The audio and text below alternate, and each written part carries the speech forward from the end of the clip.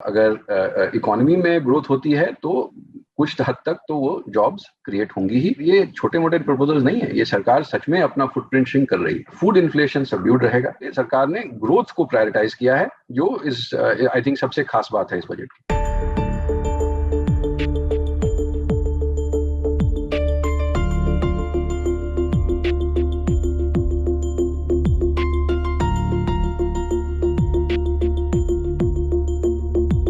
आज मेरे मेहमान हैं नीलकंठ मिश्रा, जो क्रेडिट स्विस के मैनेजिंग डायरेक्टर हैं और भारत के चीफ स्ट्रेटेजिस्ट हैं। इसके अलावा जो इक्विटी का उनका काम होता है उसके एशिया पैसिफिक के को हेड हैं और बड़े जाने माने इकोनॉमिस्ट हैं। क्या ये कहना सही होगा कि एकदम नया डायरेक्शन चेंज है, आइडियोलॉजिकल चेंज? आपको याद होगा नवंबर 15 को सरकार ने प्रोडक्शन लिंक्ड इंसेंटिव स्कीम्स का एक ढांचा प्रस्तुत किया था, जिसमें इन्होंने कहा था कि हम करीब 2 लाख करोड़ खर्च करेंगे 5 साल तक, जब हम कंपनीज को ग्रो करने के लिए पैसे देंगे। ये भारत के इतिहास में कभी नहीं हुआ है। जब हम बजट के प्रस्तावों को इवैल्यूएट करते हैं तो हमें ये भी दिखता है कि सरकार अपनी लिमिटेशंस को बखूबी समझ रही है, और साथ में ये रियलाइजेशन है कि अगर हम खर्च नहीं कर सकते, क्योंकि हमारे पास लिमिटेशन है कि हम कितनी जल्दी समझबूझ के साथ ज्यादा खर्च कर सकते हैं, अगर ये लिमिटेशन है तो हम प्राइवेट सेक्टर पर रिलाई करें कि हम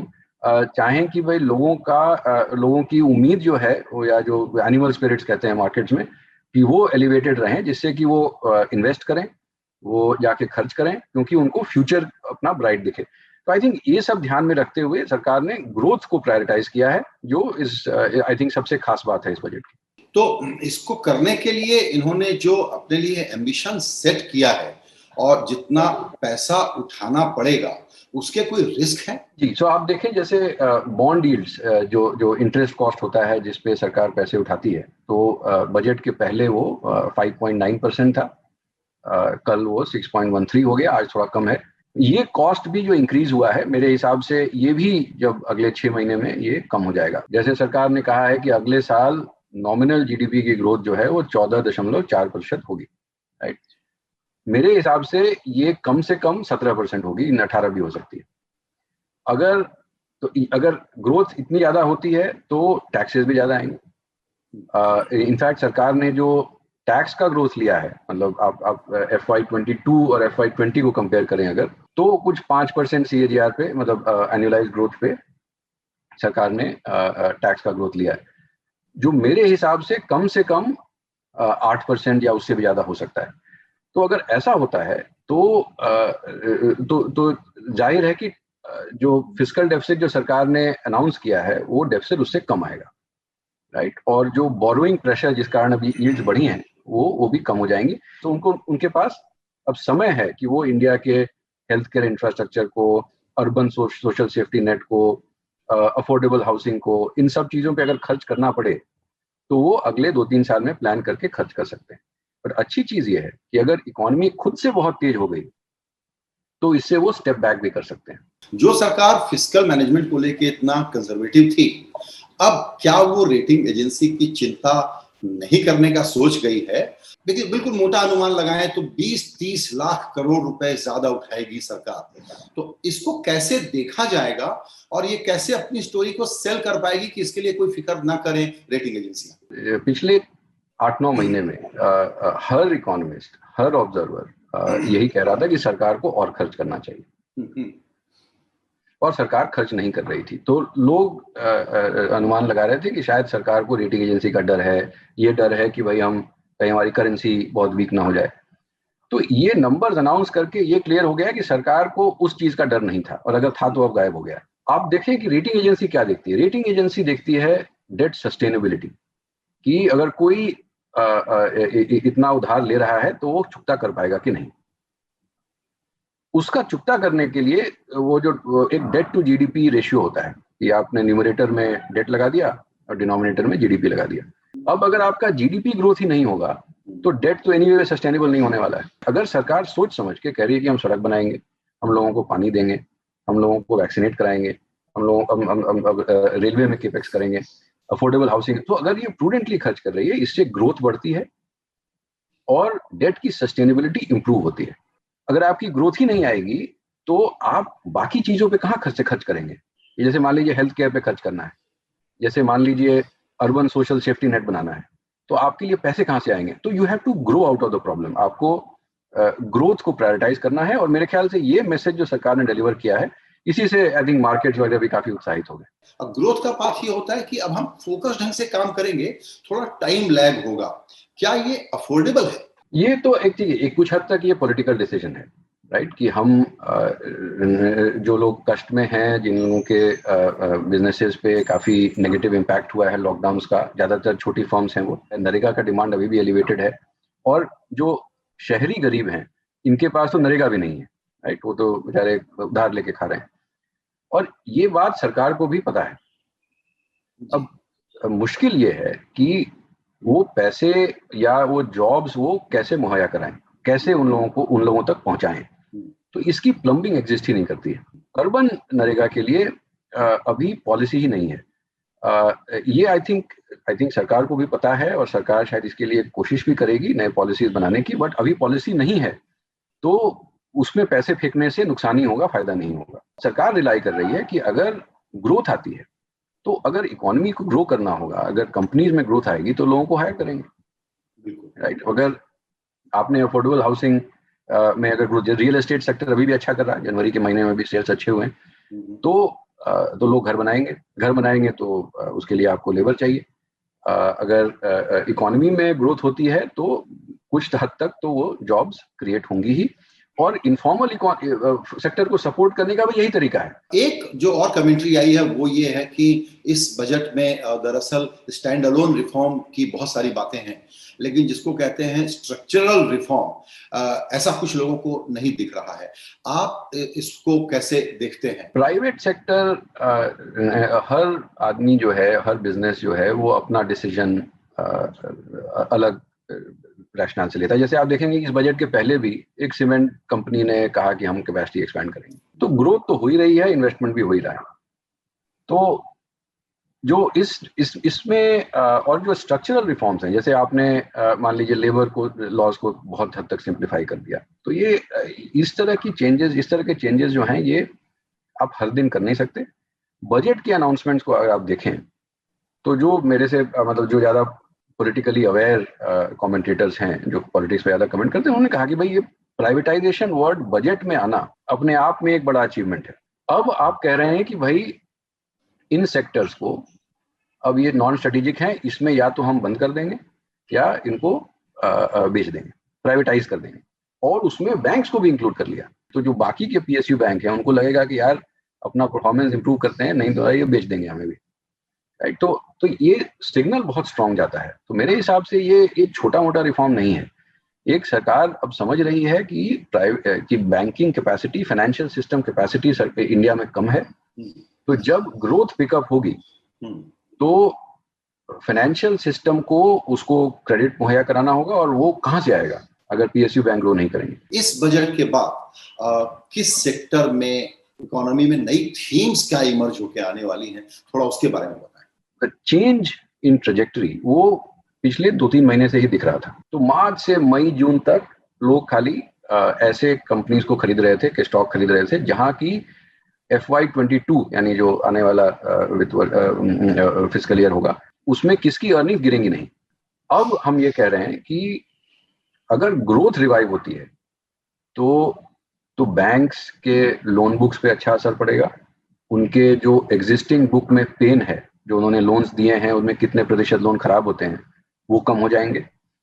और जैसे 2 साल पहले तक अगर एक बैंक्स में के प्रॉफिट में एक नंबर कहते हैं, उसको पीपॉप बोलते हैं, प्री प्रोविजन ऑपरेटिंग प्रॉफिट, कितना पैसा बना, उसके बाद जो लोन्स खराब हुए हैं उनके लिए बैंक्स प्रोविजन करती हैं, और फिर वो नेट प्रॉफिट होता है। तो जो प्रोविजंस हैं वो 85% ऑफ पीपॉप हो गए थे। अगर ग्रोथ के आसार इंप्रूव होते हैं तो लोग केपेक्स करेंगे। जैसे टेलीकॉम में क्या हुआ, एक बड़ी कंपनी आई, उन्होंने उठा के एक तो मार्केट कंसोलिडेट करा दिया, दूसरा जो पुरानी टेलीकॉम कंपनी 2G लेके खींच रही थी, उन सबको 2G को राइट ऑफ करा दिया, पूरी की पूरी इकोनॉमी जो है 4G पहुंच गई। तो वैसे ही ये भी थोड़ी हद तक भेड़चाल होती है। तो अगर 4-5 कंपनीज इन्वेस्ट करेंगी तो 10 और आ जाएंगे। इस बजट के बाद चर्चा है कि इन्फ्लेशन कैसा दिखलाई पड़ेगा और फिर इंटरेस्ट रेट कैसा दिखलाई पड़ेगा, और ये 2 नंबरों की चर्चा बढ़ जाएगी क्योंकि इंटरेस्ट रेट घटने का सिलसिला शायद बढ़ते हुए इन्फ्लेशन के कारण अब आरबीआई रोक ले। इस पर आपका क्या टेक है? FY22 ओवर FY20 का ग्रोथ कहाँ है, राइट? अगर जो रियल जीडीपी कहते हैं, तो फरवरी 2020 में, मतलब पैंडेमिक हिट करने के पहले, अगर FY20 100 था तो FY22 113 था। अभी जो सरकार बजट कर रही है ये सोच के कि 100 का 102 होगा, राइट? जो मैंने आपको कहा कि भाई नॉमिनल जीडीपी 18 भी हो सकता है, 17 भी हो सकता है, तो मैं ये कह रहा हूँ कि ये 6 होगा। मतलब 100 का 102 सरकार मान रही है, IMF 102.6 पे है, हम कह रहे हैं कि 106 भी हो सकता है, फिर भी ये 113 से कम है। तो जो पोटेंशियल की बात करते हैं कि क्योंकि पोटेंशियल इकोनॉमी कहाँ से आती है कि वर्कफोर्स में एडिशन हुआ जा रहा है, राइट? करोड़ लोग हर साल नौकरी के मार्केट में, जॉब मार्केट में आ रहे हैं। तो अगर हम 113 के नीचे हैं तो इकोनॉमी में फिर भी स्लैक है।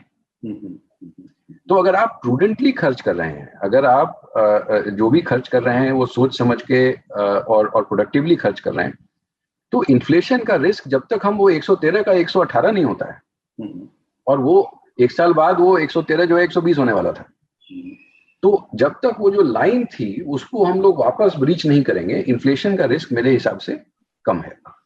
दूसरी बात ये, जो अपना जो CPI देखें आप, जो कंज्यूमर प्राइस इंडेक्स होता है, इसमें फूड का बहुत बड़ा प्रोपोर्शन है, उसका तो ग्रोथ से बहुत कम लेना देना होता है, वो तो खुद ही का डिमांड सप्लाई चलता है। लेकिन जो दूध में थोड़ा अभी इन्फ्लेशन आएगा 3-4 महीने का मेरे ख्याल से, उसके बाद फिर उसकी भी सप्लाई आ जाएगी, किसानों की कमी तो है नहीं।